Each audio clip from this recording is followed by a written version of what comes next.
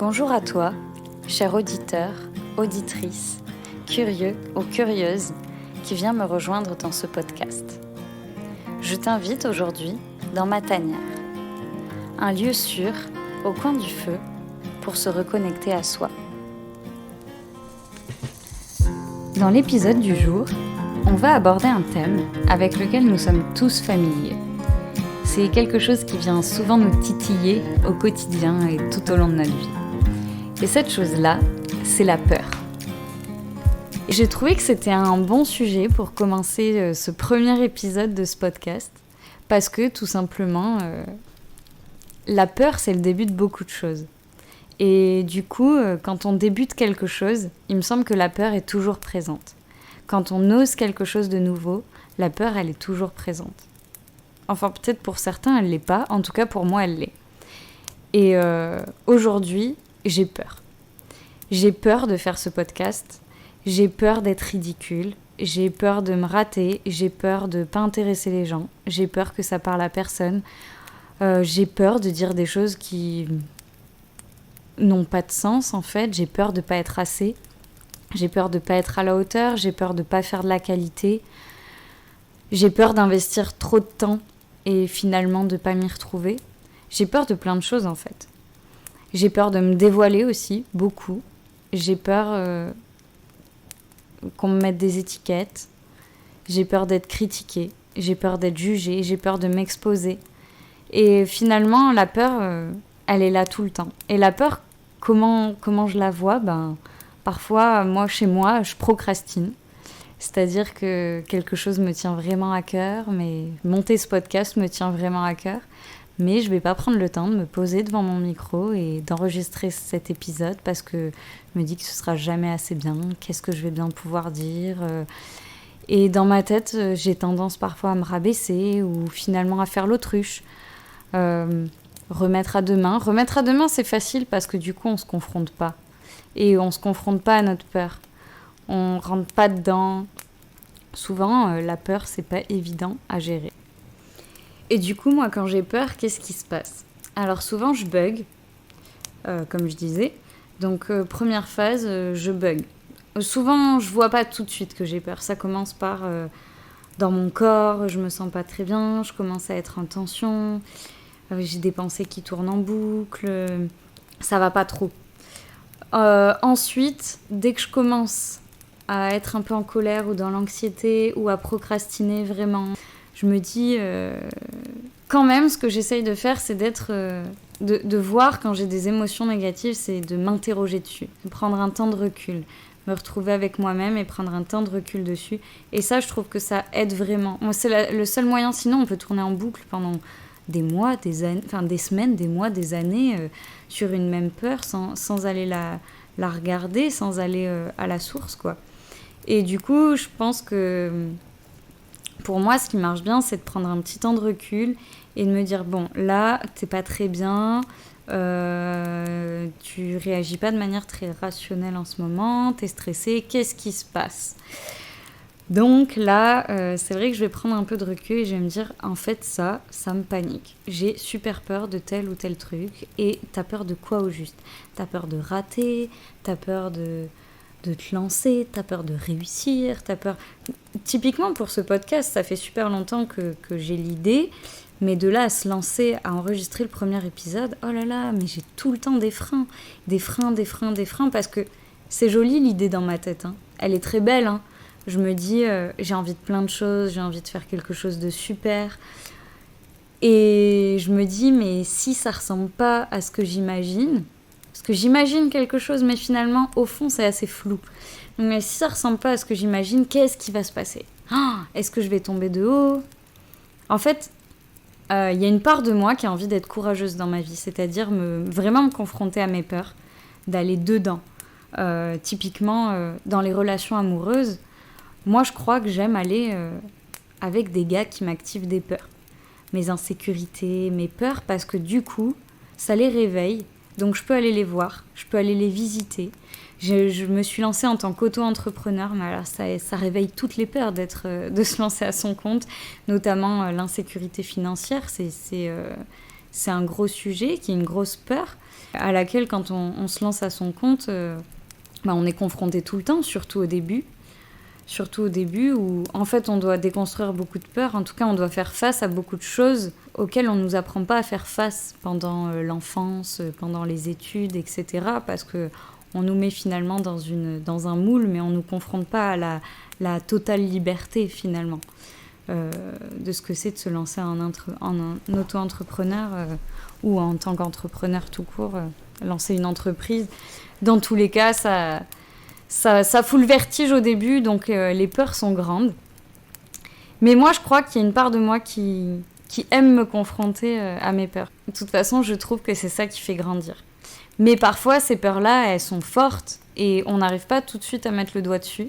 Du coup, moi, ce que j'essaye de faire, c'est de regarder. J'aime bien d'ailleurs, c'est rigolo, mais c'est quand je suis sous ma douche, souvent. Quand je suis sous ma douche, je me dis, là, Camille, en ce moment, t'as vraiment peur de ça, là ? Là, par exemple, prenons un exemple en tant qu'entrepreneur. Ah là, il y a tel contrat qui n'a pas été signé. Là, tu as tel contrat qui se finit. Comment tu vas faire les prochains mois ? Ça fout la boule à la gorge, on ne sait pas. Il y a plein d'incertitudes, on a l'impression d'avancer dans le flou. Mais finalement, quand je me dis, sous ma douche souvent, mais pas que, en marchant, des fois dans la rue, en étant posée chez moi, me dire, là, Camille, t'as peur.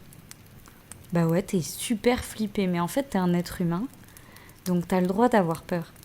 T'as le droit d'avoir peur, et c'est ok. Et en fait, le fait de me le dire, ok, t'as peur, de regarder en face, de parler avec moi-même, je me dis, ouais, ok. Et là, tout de suite, c'est marrant parce que c'est comme si le sentiment de peur et d'urgence qu'on peut ressentir, il s'apaise un petit peu. Et j'adore quand je rentre en dialogue avec moi-même, c'est comme s'il y avait... une petite Camille qui venait au-dessus de ma tête, regarder la Camille qui est dans le corps et qui agit au quotidien, et qui lui dit « Mais oui, là, t'as peur, c'est pour ça que t'agis comme ça. » Oui, mais finalement, mais comment on arrête d'avoir peur ? Moi, j'ai pas envie d'être comme ça, parce que souvent, on lutte. Au début, on est là, tous les sentiments négatifs, on veut pas les avoir. Mais quand on commence à se dire « Bon, ok, j'ai peur, j'ai un sentiment négatif, mais finalement, c'est pas si grave, c'est la vie. » La vie, ça va, ça vient. À un moment, on a peur. À un moment, on se sent fearless. On est intrépide. On a l'impression qu'on peut tout réussir et qu'on n'aura jamais d'obstacles. Mais il faut savourer, en fait, les moments où on a peur comme les moments où on se sent invincible.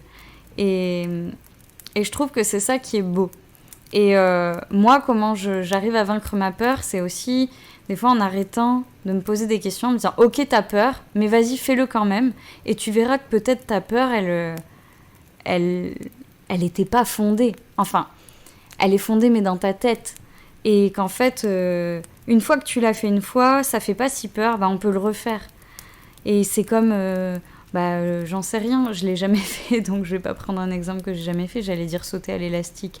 Mais c'est comme faire de la plongée pour la première fois.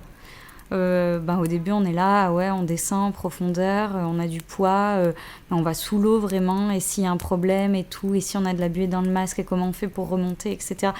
C'est flippant. Une fois qu'on l'a fait une fois, que ça s'est bien passé, on se dit en fait une deuxième fois, on a peut-être encore un peu la peur, mais c'est pas comme la première fois. Et finalement, en faisant, la peur elle devient de plus en plus petite. Et c'est pour ça que pour moi, la meilleure façon de gérer la peur, déjà, c'est de la regarder, c'est de l'accepter. Et ensuite, c'est d'y aller quand même. C'est de la surmonter, finalement, d'y faire face. Parce que si on a et l'envie et la peur, souvent quand on a peur de quelque chose, c'est aussi parce que ça nous tient à cœur. C'est parce que c'est quelque chose qui est important pour nous. C'est quelque chose sur lequel on met... On met de l'envie, on met de l'énergie, on met des attentes.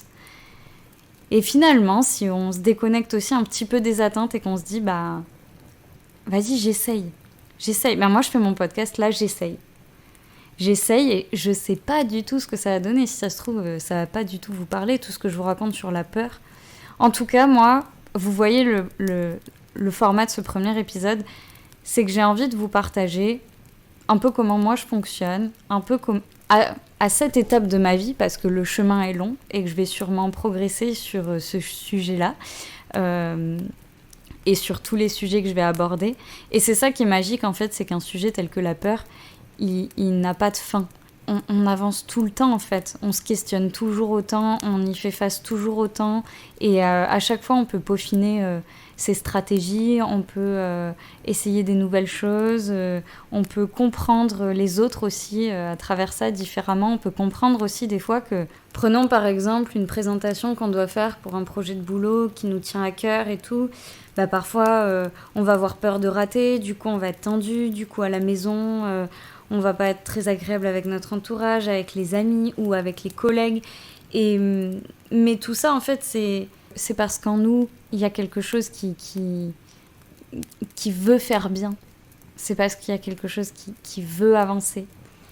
Et je pense personnellement que si on se connecte à ça, justement, chez soi, qu'on s'apaise par rapport à soi, que quand on n'est pas bien, qu'on est tendu, qu'on a peur, qu'on s'apaise par rapport à ça, mais qu'aussi on apprend à le voir chez les autres, et à se connecter à la part qui veut faire bien chez les autres, je pense qu'on peut vraiment apprendre à mieux se comprendre. Et je trouve en fait que du coup vous partagez dans ce podcast sous ce format de témoignage de ce qui m'inspire. Je l'ai pas préparé le sujet. J'ai envie que ce soit un partage spontané, justement au coin du feu. Souvent on a des discussions, c'est là qu'on se livre, c'est là qu'on met tout le reste de côté et on se connecte à soi, on se connecte aux autres. Et du coup, je suis curieuse derrière de savoir, vous, comment vous gérez la peur. Est-ce que ça vous parle la manière dont moi je gère ? Est-ce que vous gérez complètement différemment ? En fait, je suis vraiment curieuse de découvrir les stratégies de chacun. Ou alors des grosses peurs qui vous ont marqué ou qui sont encore très présentes et que vous n'arrivez pas à surmonter. En fait, derrière, l'objectif de ce podcast, c'est d'ouvrir des questionnements, d'ouvrir des échanges et de pouvoir partager dessus, à ce sujet. Et en fait, c'est pour ça que chaque épisode que je veux faire sur une thématique, par exemple la peur, celui-ci, l'idée c'est que un jour il y aura un épisode 2, donc la peur épisode 2, et que cette fois ce soit une discussion avec quelqu'un d'autre qui peut-être aura réagi sur le podcast, qui aura envie de partager quelque chose. Et l'idée c'est qu'on fasse une discussion au coin du feu et qu'on partage d'autres perspectives sur ce sujet-là. Parce que c'est comme ça qu'on se rapproche les uns des autres, c'est comme ça qu'on arrive à mieux se connecter, à se comprendre en se connectant à ses propres émotions et en les partageant les uns avec les autres, en essayant d'ouvrir nos horizons, d'ouvrir notre esprit aux réalités des uns et des autres. Et dans le quotidien, je pense que ça peut réellement nous aider ensuite à mieux se comprendre, à mieux échanger et à être plus connectés ensemble plutôt qu'être dans la rivalité. En vrai, je viens de réécouter ce que je viens d'enregistrer. Continuons sur la peur un instant. Je sais pas si ce sera dans le même épisode ou dans un autre en fonction de la durée. Mais en tout cas, j'en ai l'émotion en fait. Je suis hyper fière. Je suis hyper fière de vous avoir partagé ça. Je suis hyper fière de voir que c'est spontané comme j'en avais envie. Et je suis hyper fière de voir que ça me ressemble et ça vient du cœur. Et c'est moi. Et là, en vrai, j'ai envie de vous dire, je suis hyper fière d'avoir surmonté ma peur. Alors, c'est pas publié, c'est pas monté, il manque des choses. Mais en fait, je suis hyper fière d'avoir déjà fait ce pas-là. Et du coup, j'ai envie de vous dire merci parce que là, je suis devant mon micro, il n'y a personne avec moi. Je suis dans mon salon, je regarde ma jolie plante Monstera à qui j'envoie beaucoup d'amour au quotidien.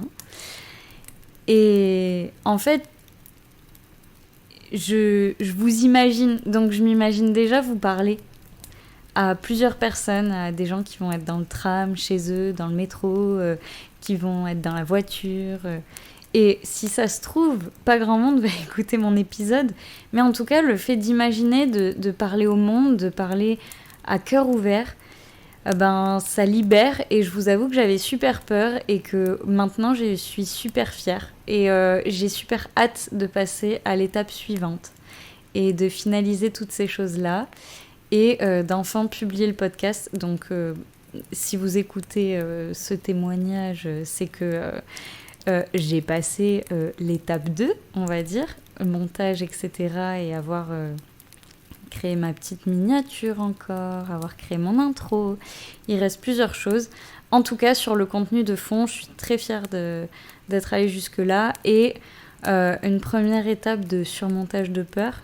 Et donc, j'ai envie de vous dire, foncez vous aussi. S'il y a des choses qui vous font peur, mais qui vous font envie, mais foncez. Foncez, n'attendez pas, en fait. La vie, elle est courte et puis on ne sait pas ce qui peut arriver demain. Et voilà, des fois, ça prend de se poser un moment et se dire, bon, allez, j'essaye. Qu'est-ce que j'ai à perdre ? Donc voilà, j'ai envie de vous dire foncez et je vous invite du coup à me partager en commentaire de ce podcast ou sur Instagram où je vais créer un channel Telegram. Donc si je l'ai déjà créé, je vous le mets dans le lien en bio du podcast pour pouvoir échanger en direct. Et du coup, voilà, je pense que c'est un bon format pour pouvoir échanger et rebondir directement sur les podcasts. Je vous les partagerai. Sur Instagram aussi, je pense que je les partagerai dès qu'ils vont sortir. Et du coup, vous pourrez me mettre en commentaire ce que vous en avez pensé, quelles sont vos peurs, les choses qui vous font peur mais que vous avez envie de surmonter, si jamais ça vous a fait des déclics, ou si vous vous reconnaissez, si vous gérez de manière différente. Enfin voilà. Soyons ouverts au dialogue et d'ailleurs aussi si mon blog est en ligne d'ici là je vous mettrai aussi le lien vers le blog sur lequel à terme je partagerai les podcasts dessus. Donc voilà, je suis super fière et sur ces mots je vous laisse et je vous dis à bientôt pour un prochain épisode au coin du feu. Salut.